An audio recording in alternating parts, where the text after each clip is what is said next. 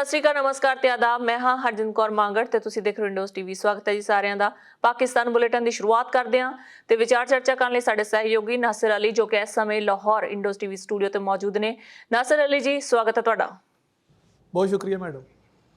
Nasir Ali ji, Ukraine ਤੇ ਰੂਸ ਵਿਚਾਲੇ ਜਦੋਂ ਇਹ ਫੌਜਾਂ ਦਾ ਤਣਾਅ ਹੋਇਆ ਹੈ, ਜੰਗੀ ਤਣਾਅ ਵਧਿਆ ਹੋਇਆ ਹੈ, ਇਸੇ ਦੌਰਾਨ ਇਮਰਾਨ ਖਾਨ ਜੋ ਕਿ ਪਾਕਿਸਤਾਨ ਦੇ ਪ੍ਰਧਾਨ ਮੰਤਰੀ ਨੇ ਰੂਸ ਦੇ ਦੌਰੇ ਤੇ ਜਾ ਰਹੇ ਨੇ। ਕੀ ਕਾਰਨ ਨੇ, ਕੀ ਕਾਰਨ ਬਣੇ ਉਹਨਾਂ ਦੇ ਇਸ ਸਿਚੁਏਸ਼ਨ ਦੇ ਵਿੱਚ ਦੌਰਾ ਕਰਨ ਦੇ? ਬਿਲਕੁਲ, ਇਸ ਵਕਤ ਪੂਰੀ ਦੁਨੀਆ ਦੇ ਵਿੱਚ ਇੰਟਰਨੈਸ਼ਨਲ ਸਤ੍ਹਾ ਦੇ ਉੱਪਰ ਇਹ ਸਭ ਤੋਂ ਵੱਡਾ ਸਵਾਲ ਹੈ ਕਿ ਵਜ਼ੀਰ ਆਜ਼ਮ ਇਮਰਾਨ ਖਾਨ ਦੇ ਰੂਸ ਦੇ ਦੌਰੇ ਦੇ ਕੀ ਨਤੀਜੇ ਹੋਣਗੇ ਤੇ ਇਹਦਾ ਮਕਸਦ ਕੀ ਹੈ। ਇਹ ਸਭ ਤੋਂ ਵੱਡਾ ਸਵਾਲ ਹੈ। ਇਸ ਵਕਤ ਜਿੰਨੀਆਂ ਵੀ ਵੱਡੀਆਂ ਨਿਊਜ਼ ਏਜੰਸੀਜ਼ ਨੇ, ਜਿੰਨੇ ਵੱਡੇ ਨਿਊਜ਼ ਚੈਨਲਸ ਨੇ, ਉਹ ਇਸ ਵਕਤ ਸਾਰਿਆਂ ਦੀਆਂ ਨਜ਼ਰਾਂ ਇਸ 2 ਰੋਜ਼ਾ ਦੌਰੇ ਤੇ, ਜਿਹੜੇ ਮਾਸਕੋ ਦਾ ਦੌਰਾ ਅੱਜ ਤੋਂ ਸ਼ੁਰੂ ਹੋ ਰਿਹਾ 23 ਤੇ 24 ਤਾਰੀਖ ਨੂੰ ਇਹ ਦੌਰਾ 2 ਰੋਜ਼ਾ ਦੌਰਾ, ਜਿਹਦੇ ਵਿੱਚ ਇਮਰਾਨ ਖਾਨ ਸਾਹਿਬ ਰੂਸੀ ਸਦਰ ਦੀ ਦਾਵਤ ਤੇ ਜਾ ਰਹੇ ਨੇ। ਤੇ 23 ਸਾਲ ਬਾਅਦ ਕੋਈ ਪਾਕਿਸਤਾਨ ਦਾ ਵਜ਼ੀਰ ਆਜ਼ਮ ਜਾਂ ਪਾਕਿਸਤਾਨ ਦਾ ਕੋਈ ਵੱਡਾ ਰਹਿਨੁਮਾ ਜਿਹੜਾ ਹੈਗਾ ਉਹ ਰੂਸ ਜਾ ਰਿਹਾ ਹੈਗਾ, ਕਿਉਂਕਿ ਰੂਸ ਦੇ ਨਾਲ ਸਾਡੇ ਤਾਲੁਕਾਤ ਜਿਹੜੇ ਹੈਗੇ ਉਹ ਠੀਕ ਨਹੀਂ ਹੈਗੇ ਸ਼ੁਰੂ ਤੋਂ ਹੀ। ਜਦੋਂ ਸੋਵੀਅਤ ਯੂਨੀਅਨ ਹੋਈ ਸੀ, ਉਸ ਤੋਂ ਬਾਅਦ ਜਦੋਂ ਪਾਕਿਸਤਾਨ ਨੇ ਅਮਰੀਕਾ ਦੇ ਨਾਲ ਰਲ ਕੇ ਇਹ ਸੋਵੀਅਤ ਯੂਨੀਅਨ ਜੰਗ ਨੂੰ ਲੜਿਆ ਸੀ, ਉਸ ਤੋਂ ਬਾਅਦ ਪਾਕਿਸਤਾਨ ਦੇ ਰੂਸ ਦੇ ਨਾਲ ਕੋਈ ਅੱਛੇ ਤਾਲੁਕਾਤ ਨਹੀਂ ਸੀ ਤੇ ਰੂਸ ਵੀ ਇਹਨਾਂ ਤਾਲੁਕਾਤ ਨੂੰ ਵਧਾਉਣ ਦਾ ਕੋਈ ਖਾਹਿਸ਼ਮੰਦ ਨਜ਼ਰ ਨਹੀਂ ਸੀ ਆਉਂਦਾ ਹੈਗਾ। ਲੇਕਿਨ ਅਚਾਨਕ ਰੂਸੀ ਸਦਰ ਦੀ ਦਾਵਤ ਜਿਹੜੀ ਇਮਰਾਨ ਖਾਨ ਨੂੰ ਦਿੱਤੀ ਗਈ ਤੇ ਇਮਰਾਨ ਖਾਨ ਨੇ ਉਹ ਦਾਵਤ ਨੂੰ ਕਬੂਲ ਕੀਤਾ। ਤੇ ਜਦੋਂ ਰੂਸ ਦੇ ਵਜ਼ੀਰ ਖਾਰਜਾ ਇੱਥੇ ਪਾਕਿਸਤਾਨ ਆਏ ਤੇ ਉਹ ਇੱਥੇ ਆ ਕੇ ਆਰਮੀ ਚੀਫ ਜਿਹੜਾ ਹੈਗਾ ਜਨਰਲ ਕਮਰ ਜਵੇਦ ਬਾਜਵਾ ਉਹਨੂੰ ਮਿਲੇ, ਉਸ ਤੋਂ ਬਾਅਦ ਸ਼ਾਹ ਮਹਿਮੂਦ ਕੁਰੈਸ਼ੀ ਨੂੰ ਮਿਲੇ, ਇਮਰਾਨ ਖਾਨ ਨੂੰ ਮਿਲੇ ਤੇ ਇਮਰਾਨ ਖਾਨ ਨੂੰ ਉਹਨਾਂ ਨੇ ਸਦਰ ਪਿਊਟਨ ਦਾ ਜਿਹੜਾ ਹੈਗਾ ਉਹ ਪੈਗਾਮ ਦਿੱਤਾ ਹੈਗਾ ਕਿ ਉਹਨਾਂ ਨੂੰ ਪਾਕਿਸਤਾਨ ਦੇ ਵਜ਼ੀਰ ਆਜ਼ਮ ਨੂੰ ਰੂਸ ਆਉਣ ਦੀ ਦਾਵਤ ਦਿੱਤੀ ਹੈਗੀ ਆ। ਹੁਣ ਅਸੀਂ ਇਹ ਗੱਲ ਕਰਾਂਗੇ ਕਿ ਰੂਸ ਜਾਣ ਦੀ ਵਜ੍ਹਾ ਕੀ ਹੈਗੀ ਹੈ ਤੇ ਉਹਦੇ ਉੱਪਰ ਜਿਹੜੇ ਇਸ ਟਾਈਮ ਖਤਰਾਤ ਮੰਡਲਾ ਰਹੇ ਨੇ, ਜਿਹੜੇ ਲੋਕ ਕਹਿ ਰਹੇ ਨੇ ਕਿ ਇਹਦਾ ਪਾਕਿਸਤਾਨ ਨੂੰ ਇਹ ਨੁਕਸਾਨ ਹੋਏਗਾ, ਜਾਂ ਇੱਕ ਬਲੌਕ ਕਹਿ ਰਿਹਾ ਕਿ ਪਾਕਿਸਤਾਨ ਨੂੰ ਇਹਦਾ ਇਹ ਫਾਇਦਾ ਹੋਏਗਾ। ਪਹਿਲੇ ਅਸੀਂ ਉਹਨਾਂ ਉੱਤੇ ਗੱਲ ਕਰ ਲੈਂਦੇ ਨੇ। ਰੂਸੀ ਸਦਰ ਨੂੰ ਜਿਹੜੀ ਇਮਰਾਨ ਖਾਨ ਨੂੰ ਦਾਵਤ ਦਿੱਤੀ ਹੈ, ਉਹਦੇ ਵਿੱਚ 3 ਪ੍ਰੋਜੈਕਟਸ ਦੀ ਗੱਲ ਕੀਤੀ ਗਈ ਹੈ ਕਿ ਅਸੀਂ 3 ਪ੍ਰੋਜੈਕਟਸ ਵਾਸਤੇ ਇਮਰਾਨ ਖਾਨ ਨੂੰ ਬੁਲਾਇਆ ਹੈਗਾ। ਸਭ ਤੋਂ ਪਹਿਲਾਂ ਇਸਲਾਮੋਫੋਬੀਆ ਹੈਗਾ, ਕਿ ਇਸਲਾਮੋਫੋਬੀਆ ਦੇ ਉੱਪਰ ਗੱਲ ਕਰਦੇ ਹਾਂ। ਥੋੜਾ ਜਿਹਾ ਅਸੀਂ ਇਹਨੂੰ ਐਲੈਬੋਰੇਟ ਕਰਦੇ ਹਾਂ ਕਿ ਇਸਲਾਮੋਫੋਬੀਆ ਕੀ ਹੈ। ਇਸਲਾਮੋਫੋਬੀਆ 2 ਲਫ਼ਜ਼ਾਂ ਦਾ ਮਜਮੂਆ, ਜਿਹਦਾ ਮਤਲਬ ਹੈ ਇਸਲਾਮੋ और दूसरा फोबिया कि इस्लाम तो खौफ, कि यानी कि 9/11 तो बाद 2001 तो बाद इस्लामोफोबिया की टर्म यूज़ हुई, जो बहुत सारी पूरी इंटरनेशनल वर्ल्ड के किया गया कि जिन्ना क्योंकि every Muslim is not a terrorist but every terrorist is a Muslim, कि हर मुसलमान दहशतगर्द नहीं हैगा लेकिन हर दहशतगर्द मुसलमान है। इस टर्म को यूज़ करते हुए हर मुसलमान की बड़ी करैक्टर असैसीनेशन की गई तो यह जाहिर किया गया कि जो बम धमाके करते हैं वो मुसलमान ही है। इस चीज़ को जोड़ा है और रूसी सदर ने डिनाई किया। उन्होंने कहा कि जी इस्लामोफोबिया है मुसलमानों के जज्बात मजरूह कर रहा है। मुसलमानों के जो पैगंबर इस्लाम के खिलाफ खाके बनाए जाते हैं या मुसलमानों को दहशतगर्द साबित किया जाता तो इस्लाम का एक गलत रंग पेश किया जाता तो मुसलमानों को बड़ी तकलीफ होती है। एक तो असी इस्लामोफोबिया की गल करांगे, एक यह एजेंडा है इस दौरे का। दूसरा एजेंडा है पाकिस्तान गैस स्ट्रीम पाइपलाइन जी कराची तो कसूर तक जाती है। 1100 किलोमीटर गैस पाइपलाइन ने जो रूस के मुआहदे के नाल 2015 लगाई गई सी, जी तकरीबन 12.4 अरब क्यूसिक जी क्यूबिक गैस जी हैगी है उन्होंने ट्रांसफर कर सकती हैगी है। तो एक दूसरा प्रोजेक्ट ये है। तीसरा प्रोजेक्ट जो रूसी सदर ने अपनी दावतनामे कहा है वो ये है कि पाकिस्तान रूस जो है पाकिस्तान के नाल तजारत करना चाहता है, पाकिस्तान के नाल अपनी तजारती ताल्लुकात को मजीद मजबूत करना चाहता है। अगर देखा जाए तो पाकिस्तान तो रूस के जोड़े आपस के ताल्लुकात है हूँ तक पाकिस्तान तो रूस जी तजारत करते हैं 150 मिलियन है। 150 मिलियन पैसों की तजारत जी हैगी है पाकिस्तान तो रूस के दरमियान होंगी हैगी है। लेकिन सवाल इत्थे फिर दूसरा पैदा होता है कि पाकिस्तान जो रूस जा रहा है तो रूस के नाल अच्छे ताल्लुकात बनाने जा रहा है, क्या रूस तो इंडिया के ताल्लुकात खराब नहीं होंगे? क्योंकि इंडिया जिहड़ा हैगा वो पाकिस्तान नूं एक किसी भी नज़र नहीं बनता है। पाकिस्तान तो इंडिया की रवायती दुश्मनी हैगी है। लेकिन ये सवाल फिर यही पैदा होता है कि रूस के सदर ने इन्हूं डिनाई किया। उन्होंने कहा कि पाकिस्तान के नाल असीं अलग ताल्लुकात चाहते हैं, भारत के नाल असीं अलग ताल्लुकात चाहते हैं, भारत के नाल साडा कोई ताल्लुकात खराब नहीं। ਅਗਰ ਸਿਰਫ ਅਸੀਂ ਦੇਖਿਆ ਜਾਵੇ ਤੇ ਰੂਸ ਤੇ ਇੰਡੀਆ ਦੇ ਦਰਮਿਆਨ ਜਿਹੜੀ ਤਜਾਰਤ ਹੁੰਦੀ ਹੈਗੀ ਆ, ਜਿਹੜੀ ਐਕਸਪੋਰਟ ਹੁੰਦੀ ਹੈਗੀ ਆ, ਇੰਪੋਰਟ ਐਕਸਪੋਰਟ ਹੁੰਦੀ ਹੈਗੀ ਆ, ਉਹ 7 ਤੋਂ 8 ਬਿਲੀਅਨ ਰੁਪਈਸ ਹੈ, ਜਦਕਿ ਪਾਕਿਸਤਾਨ ਦੀ ਸਿਰਫ 150 ਮਿਲੀਅਨ ਹੈ। ਇਸ ਲਈ ਪਾਕਿਸਤਾਨ ਤੇ ਇੰਡੀਆ ਦੀ ਤਜਾਰਤ ਦਾ ਮੁਆਜ਼ਨਾ ਹੋ ਹੀ ਨਹੀਂ ਸਕਦਾ, ਕਿਉਂਕਿ ਇੰਡੀਆ ਨੇ ਤੇ ਰੂਸ ਨੇ ਇੱਕ ਮੁਆਹਦੇ ਤੇ ਦਸਤਖਤ ਕੀਤੇ ਹੈਗੇ ਆ, ਜਿਹੜੇ 2030 ਤੱਕ ਅਸੀਂ ਕਹਿ ਰਹੇ ਨੇ ਕਿ ਅਸੀਂ 50 ਬਿਲੀਅਨ ਤੱਕ ਰੂਸ ਤੇ ਇੰਡੀਆ ਦੀ ਤਜਾਰਤ ਲੈ ਕੇ ਜਾਣੀ ਹੈਗੀ ਆ। ਉਹ ਦੋਨਾਂ ਮੁਲਕਾਂ ਦੇ ਬੜੇ ਅੱਛੇ ਤਾਲੁਕਾਤ ਨੇ ਇੰਡੀਆ ਤੇ ਰੂਸ ਦੇ,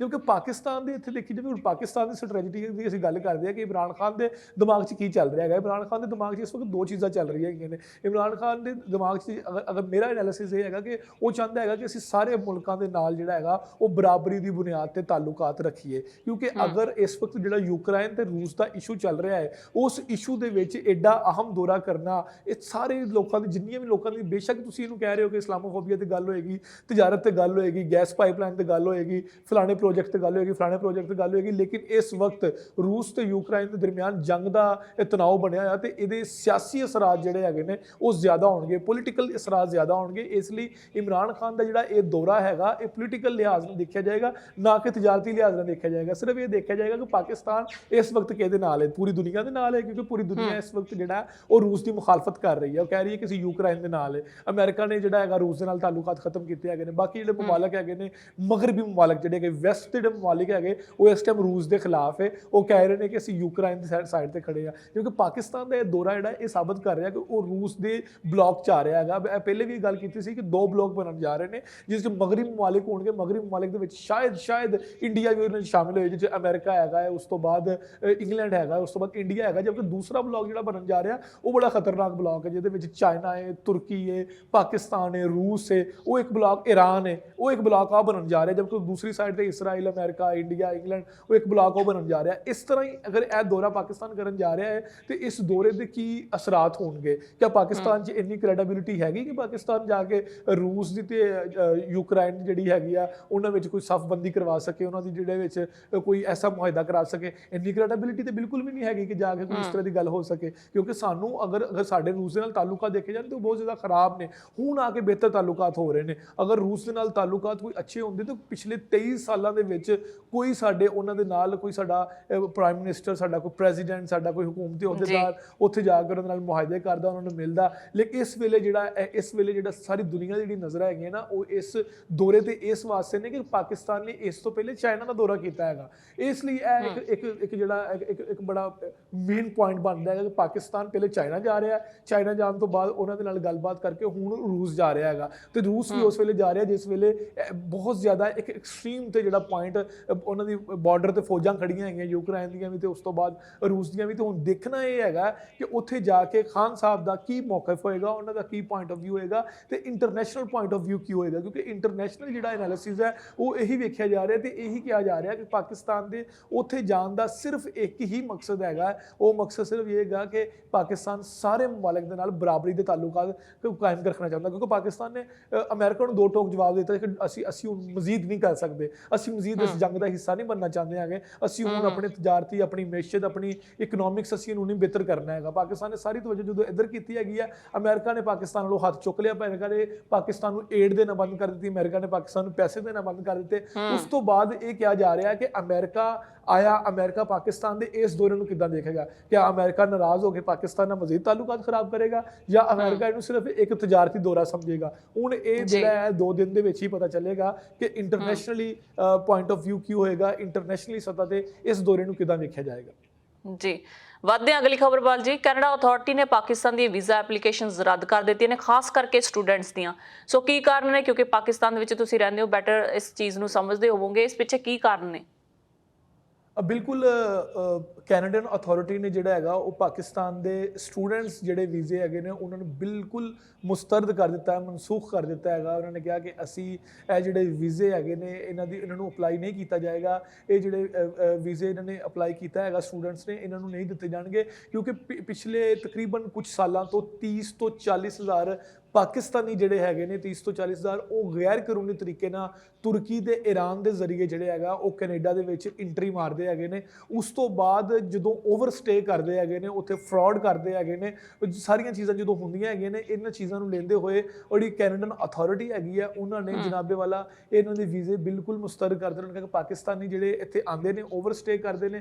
ਫਿਰ ਉਹਨਾਂ ਨੇ 2-3 ਵਾਕਿਆਤ ਕੋਡ ਕੀਤੇ ਕਿ 2018 ਦੇ ਵਿੱਚ ਇੱਕ ਪਾਕਿਸਤਾਨੀ ਨੇ ਜਿਹੜਾ ਹੈਗਾ ਉੱਥੇ ਓਵਰਸਟੇ ਕੀਤਾ ਹੈਗਾ ਸੀ, ਫਿਰ ਇੱਕ ਪਾਕਿਸਤਾਨੀ ਨੇ ਜਿਹੜਾ ਹੈਗਾ ਉਹ ਫਲਾਣੇ ਜਰਾਇਮ ਦੇ ਵਿੱਚ, ਫਲਾਣੇ ਕ੍ਰਿਮੀਨਲ ਐਕਟੀਵਿਟੀਜ਼ ਦੇ ਵਿੱਚ ਮੁਲਵਸ ਸੀ, ਜਿਹਦੀ ਵਜ੍ਹਾ ਤੋਂ ਅਸੀਂ ਜਿਹੜੇ ਹੈਗੇ ਉਹ ਵੀਜ਼ੇ ਇਹਨਾਂ ਨੂੰ ਨਹੀਂ ਇਸ਼ੂ ਕਰ ਰਹੇ। ਕਿਉਂਕਿ ਅਗਰ ਦੇਖਿਆ ਜਾਵੇ ਤਾਂ ਕੈਨੇਡਾ ਦੁਨੀਆ ਦੀ ਤੀਸਰੀ ਵੱਡੀ ਇੰਟਰਨੈਸ਼ਨਲ ਐਜੂਕੇਸ਼ਨਲ ਹੱਬ ਹੈਗੀ ਹੈ। ਉੱਥੇ ਬਹੁਤ ਜ਼ਿਆਦਾ ਸਟੂਡੈਂਟਸ ਪੜ੍ਹਨ ਲਈ ਜਾਂਦੇ ਨੇ ਤੇ ਸਿਰਫ ਪਾਕਿਸਤਾਨ 'ਚ ਨਹੀਂ, ਪੂਰੀ ਦੁਨੀਆ ਦੇ ਵਿੱਚੋਂ ਬਹੁਤ ਸਾਰੇ ਸਟੂਡੈਂਟ ਸਕਾਲਰਸ਼ਿਪਸ ਤੇ ਜਿਹੜਾ ਹੈਗਾ ਉੱਥੇ ਕੈਨੇਡਾ ਦੇ ਵਿੱਚ ਜਾਂਦੇ ਨੇ। ਲੇਕਿਨ ਪਾਕਿਸਤਾਨ ਦਾ ਇਸ ਦਫਾ ਜਿਹੜਾ ਹੈਗਾ ਬੜਾ ਮਾਯੂਸਕੁਨ ਗੱਲ ਰਹੀ ਹੈਗੀ ਕਿ ਪਾਕਿਸਤਾਨ ਦੇ ਇਸ ਦਫਾ ਜਿਹੜੇ ਹੈਗੇ ਨੇ ਉਹ ਵੀਜ਼ੇ ਜਿਹੜੇ ਸਟੂਡੈਂਟਸ ਦੇ ਹੈਗੇ, ਸਪੈਸ਼ਲੀ ਸਟੂਡੈਂਟਸ ਦੇ, ਉਹ ਜਿਹੜੇ ਹੈਗੇ ਮੁਸਤਰਦ ਕਰ ਦਿੱਤੇ ਗਏ। ਉਹਨਾਂ ਦੀ ਅਥਾਰਟੀ ਨੇ ਜਿਹੜੀ ਸਭ ਤੋਂ ਮੇਨ ਰੀਜ਼ਨ ਲਿਖੀ ਹੈਗੀ ਉਹ ਇਹੀ ਲਿਖੀ ਹੈਗੀ ਹੈ ਕਿ ਇੱਥੇ ਓਵਰਸਟੇ ਹੁੰਦਾ ਹੈਗਾ, ਇੱਥੇ ਆ ਕੇ ਉਹ ਜਿਹੜੇ ਹੈਗੇ ਲੁਕ ਜਾਂਦੇ ਹੈਗੇ ਨੇ, ਫਿਰ ਉਸ ਤੋਂ ਬਾਅਦ ਵਰਕਿੰਗ ਆਉਂਦੇ ਜਿਹੜੇ ਹੈਗੇ ਸਟੂਡੈਂਟ ਵੀਜ਼ੇ ਤੇ, ਉਸ ਤੋਂ ਬਾਅਦ ਗਾਇਬ ਹੋ ਕੇ ਫਿਰ ਕੰਮ ਕਰਨਾ ਸ਼ੁਰੂ ਕਰ ਦਿੰਦੇ ਹੈਗੇ ਨੇ। ਤੇ ਇਹ ਫਿਰ ਉਸ ਤੋਂ ਬਾਅਦ ਗੈਰ ਕਾਨੂੰਨੀ ਤਰੀਕੇ ਦੇ ਨਾਲ ਕੈਨੇਡਾ ਦੇ ਵਿੱਚ ਬਹੁਤ ਸਾਰੇ ਪਾਕਿਸਤਾਨੀ ਰਹਿ ਰਹੇ ਹੈਗੇ ਨੇ, ਸਟੇ ਕਰਦੇ ਹੈਗੇ ਨੇ। ਇਸ ਵਜ੍ਹਾ ਤੋਂ ਜਿਹੜੇ ਕੈਨੇਡਨ ਹੁਕਾਮ ਨੇ,